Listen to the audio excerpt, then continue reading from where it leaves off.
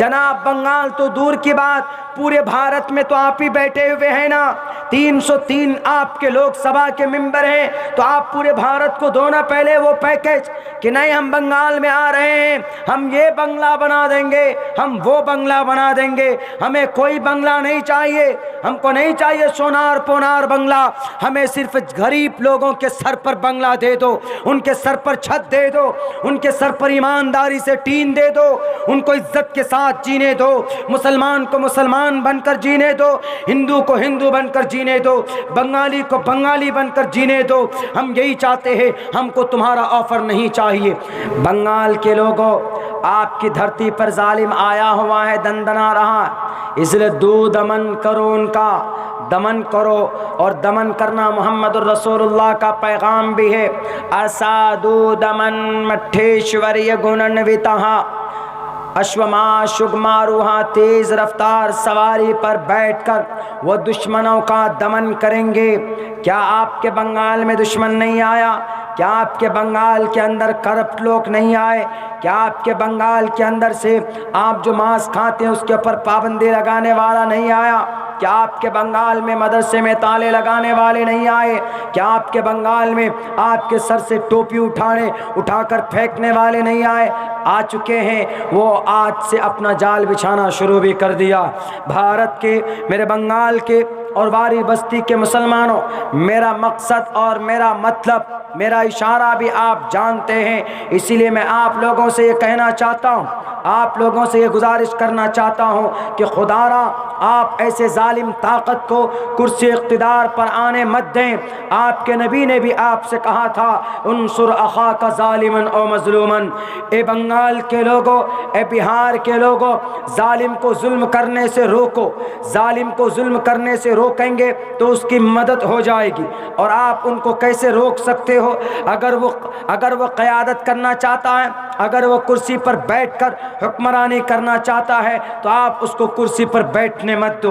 अगर आप उनको कुर्सी पर बैठने नहीं देंगे तो जाहिर सी बात है कि वो हेल्पलेस होंगे, ताकत उसके पास नहीं होगी, तो फिर आपके मस्जिद, आपके मदरसे, आपके गाय के गोश्त खाने पर, आपके भैंस के गोश्त खाने पर, आपके बकरे पर, आपके अंडे पर और आपके शायर पर उनकी निगाहें नहीं होंगी। अगर आप चंद रूपों की वजह से, अगर आपने ऐसे जालिम लोगों को बिठा दिया, क्या ऐलान कर रहे हैं कि लोगों, बंगाल के लोगों, हमको तुम ये जिता दो, हमको तुम कामयाब कर दो, हम बंगाल के अंदर ये दे देंगे, वो दे देंगे। जनाब बंगाल तो दूर की बात, पूरे भारत में तो आप ही बैठे हुए हैं ना, 303 आपके लोकसभा के मेंबर हैं, तो आप पूरे भारत को दो ना पहले वो पैकेज कि नहीं हम बंगाल में आ रहे हैं, हम ये बंगला बना देंगे, हम वो बंगला बना देंगे, हमें कोई बंगला नहीं चाहिए, हमको नहीं चाहिए सोनार पोनार बंगला, हमें सिर्फ गरीब लोगों के सर पर बंगला दे दो, उनके सर पर छत दे दो, उनके सर पर ईमानदारी से टीन दे दो, उनको इज्जत के साथ जीने दो, मुसलमान को मुसलमान बनकर जीने दो, हिंदू को हिंदू बनकर जीने दो, बंगाली को बंगाली बनकर जीने दो। हम यही चाहते हैं, हमको तुम्हारा ऑफर नहीं चाहिए। अगर तुमको ऑफर देने का इतना शौक है तो बताओ, तुमने 4-5 साल पहले कहा था कि 15 लाख अकाउंट में आए, कहाँ गए वो पैसे? आज तक किसके अकाउंट में तुमने भेजा? झूठे गद्दार आदमी, झूठ बोलते हो तुम। बंगाल में आकर बंगाल के लोगों को बेवकूफ बनाते हो। मेरे भाइयों, पहचानो ऐसे गद्दारों को, लुटेरों को, जो आपके इलाके के अंदर, स्टेट के अंदर बैठकर लोगों को लड़ाने की कोशिश करते। हम ये बना देंगे, हम आसमान से मन्नो सलवा नाजिल कर देंगे। हमको मन्नो सलवा नहीं चाहिए, जमीन पर जो हलवा मिलता हमको वही खाने दो भाई।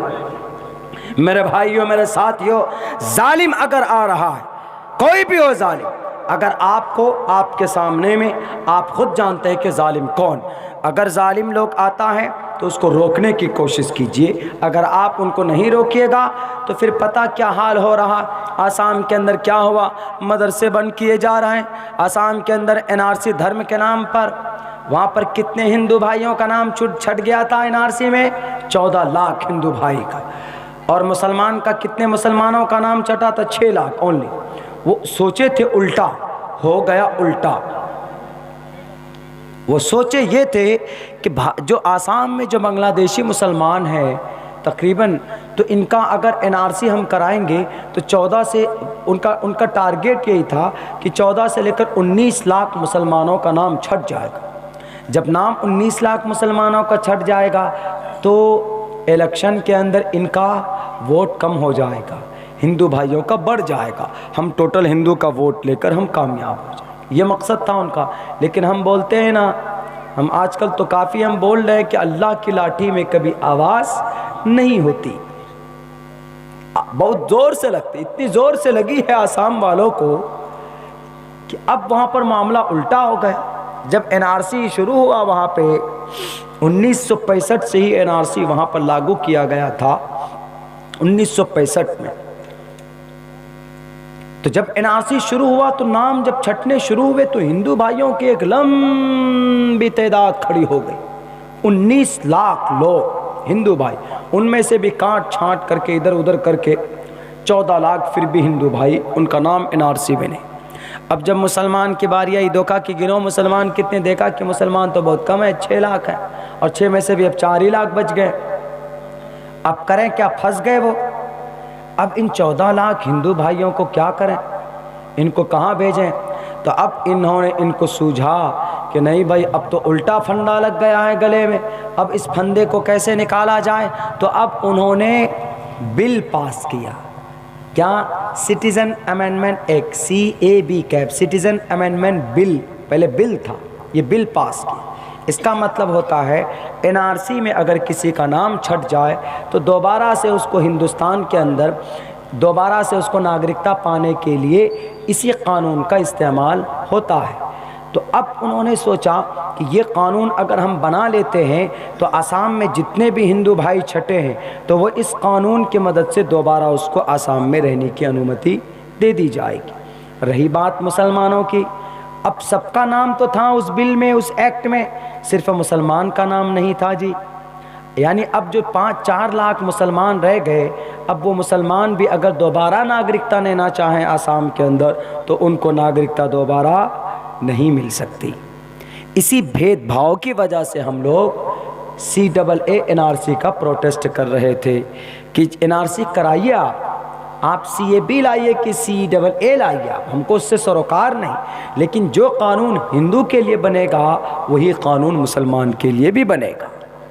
जब 14 लाख हिंदुओं को NRC CAA के ज़रिए से नागरिकता मिल सकता है तो फिर 5 लाख मुसलमानों को CAA के ज़रिए से नागरिकता क्यों नहीं मिल सकता। ये झगड़ा था हमारा और आपका। 103 दिन तक ये प्रोटेस्ट चला 124 शहरों में।